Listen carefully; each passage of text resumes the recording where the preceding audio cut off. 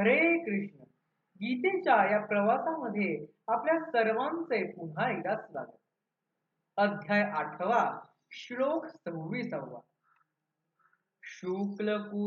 शुल्क कृष्णे गती होते, जगतः शाश्वते मते.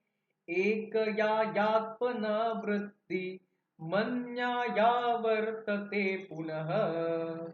हे दोन मार्ग, शुल्क आणि कृष्ण, सृष्टीचे शाश्वत मार्ग आहेत. एक मार्ग मुक्तीकडे नेतो तर दुसरा पुनर्जन्माकडे. नैते श्रुती पार्थ जानन्योगी मृहन्ति कश्चन, तस्मात् सर्वेषु कालेषु योगभुक्तो भवार्जुन. हे अर्जुना, हे दोन्ही मार्ग जाणणारा योगी कधीही भ्रमित होत नाही.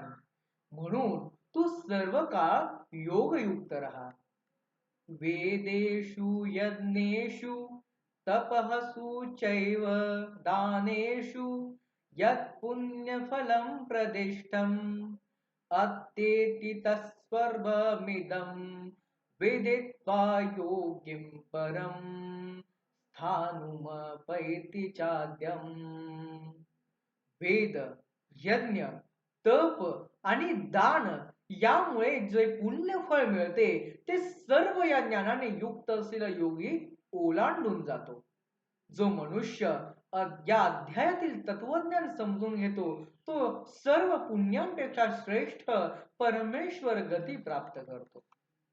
मंडळी, अक्षर ब्रह्म योग या अध्यायात श्रीकृष्ण अर्जुनाला ब्रह्म, अध्यात्म, कर्म यांचे स्वरूप समजावतात. मृत्यूच्या वेळी केलेले स्मरण पुढील जन्म ठरवते. म्हणून नेहमी परमेश्वराचे चिंतन करणे आवश्यक आहे.